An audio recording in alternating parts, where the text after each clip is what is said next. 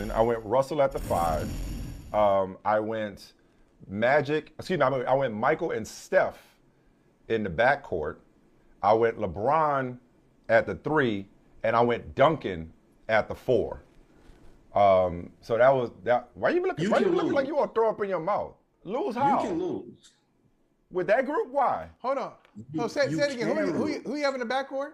Who do you have in the backcourt? Steph and Jordan. Steph, Michael Jordan.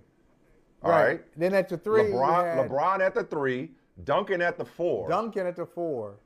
And Russell at the 5. You ain't scoring against that group. And you can talk trash about Steph if you want. You can talk trash about Steph if you want. You're not scoring at the rim against Duncan and Russell. You ain't scoring. And then I got LeBron as a chess piece and Michael Jordan. I'm gonna be careful to not talk so loud. Considering I'm in Chase Center and we just got finished talking to Steph, which means he could be on the. I was about to ask you. but you can score on Steph. Steph's greatest defense is his offense, right? You can score on him, but he ain't the liability you people have made him out to be. You saw that at the end of that last game. He's not underrated. He's underrated on defense. Who are you? You people. You people. What do you mean, you people? You people.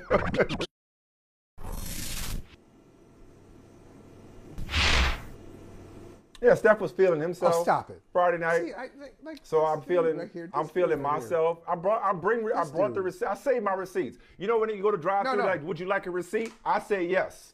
Give me my receipt. How about this? I'm that guy. I keep receipts. You're gonna take one game. You're gonna take one great game, and say this justifies. This justifies my ridiculous.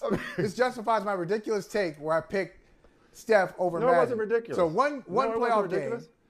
No, it wasn't ridiculous. It wasn't that one game. Magic done been to the finals too. Like you said earlier. He got earlier. championships too. Like you said earlier, my process was right then and it's right now. It's righter now. I didn't say that. Besides, why would I need Magic I never said that. when I got LeBron? No, honestly, Vinny, in all seriousness, let's go back to that just for one quick second. You know how like you could take Michael and Kobe, but Kobe's like a clone of Michael. So if you want variety, you may not take them both, right? Why would I take LeBron? Why would I take Magic if I got LeBron? I kind of got the same thing there, but I got Steph. But the point is, and you can respond to that if you want, Vinny, but also take it here. What has this series, regardless of whether he ends up getting Finals MVP or not, regardless of whether the Warriors ended up winning or not, they still got to win 2 out of the next 3. What has this series done for Steph's reputation? So do with all of that what you please. It's a weird thing because you feel like he's earning more respect, but I don't think there was any more respect that he should have been earning.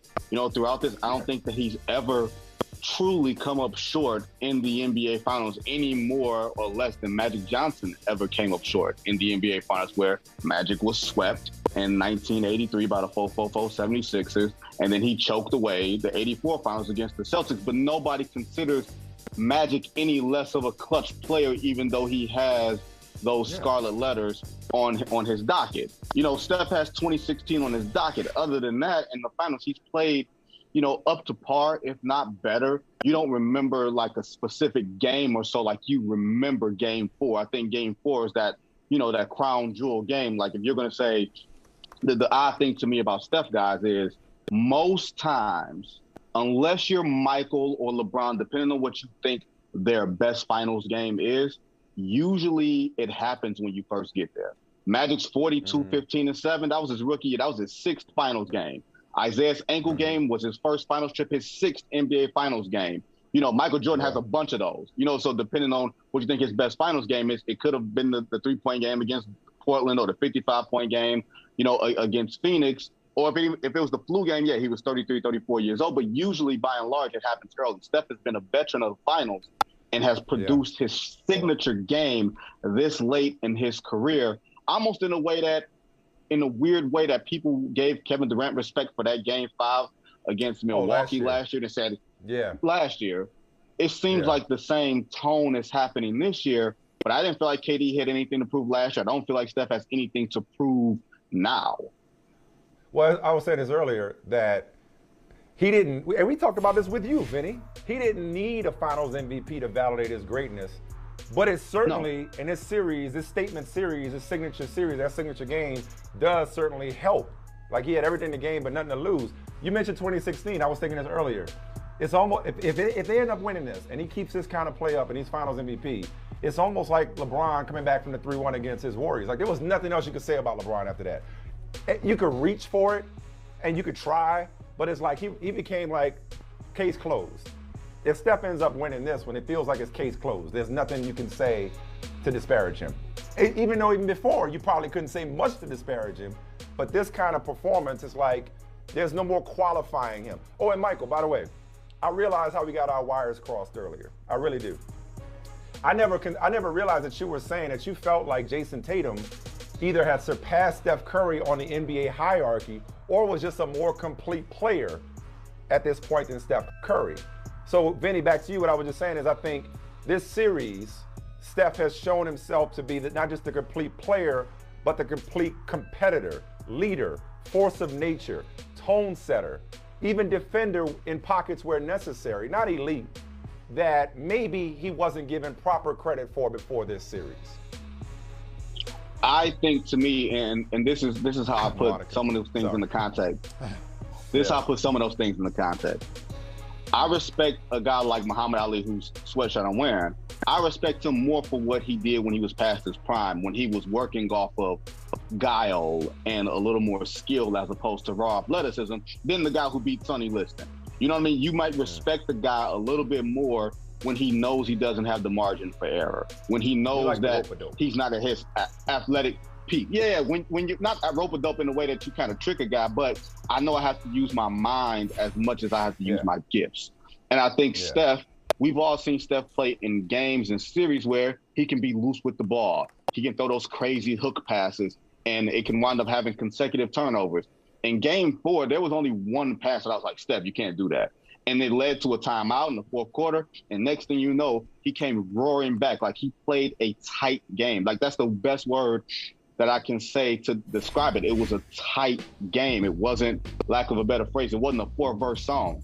It was a 2-verse song and a hook and a bridge, and it was perfect, I tell you. That was his most perfect and desperate game that I've ever seen him play, where he knew he didn't have the margin for error, and he knew that only he could bail his team out. What I think that this playoff run or this finals is doing for Steph is sort of reacclimating him to the top of the NBA hierarchy in a way that this regular season didn't do because of his injury and because of the way his play tailed off. But he's shown that he's just as capable to do it on call, which to me might be better than doing it over the course of 82 games and just doing it over 7.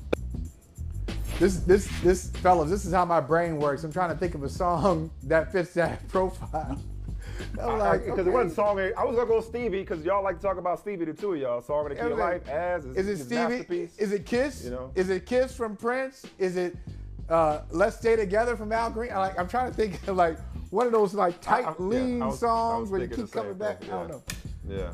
But anyway, I want to be a lover from Prince. That's what it could be. I want to be a lover. Just 8 tight. minutes. Just real tight. That's an 8-minute jam If too. you let it ride. Beautiful. If you let it ride. Yeah. If you let it ride. Yeah, a lot of them DJs don't. They try to cut it down. Like, hey, don't mess with it. Just let it play all the way out. Is this Draymond Green situation much ado about nothing, with Steve Kerr going offense, defense with him in crunch time in the fourth quarter? Or, hey, they good. Draymond understands Steve. Steve understands Draymond, and they just on to Game 5.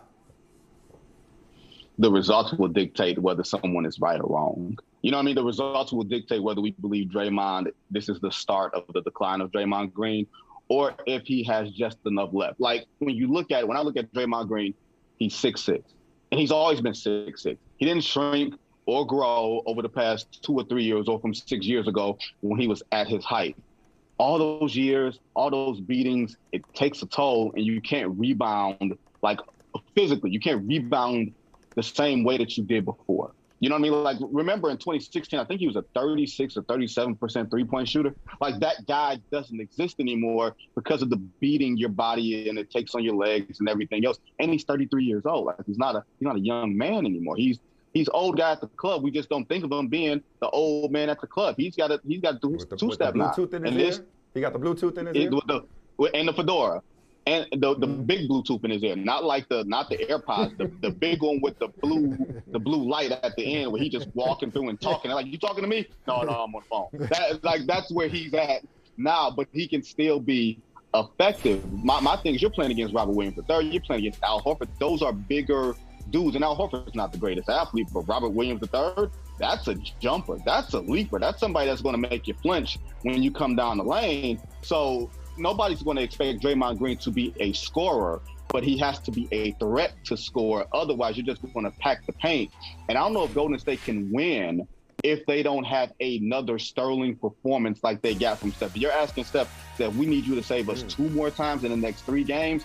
I don't know how realistic that is. You know what I mean? It can happen because we've seen it happen, but are you willing to bet on that unless Draymond comes to the party, unless Klay has a game? I think Game 5 might be a Klay game.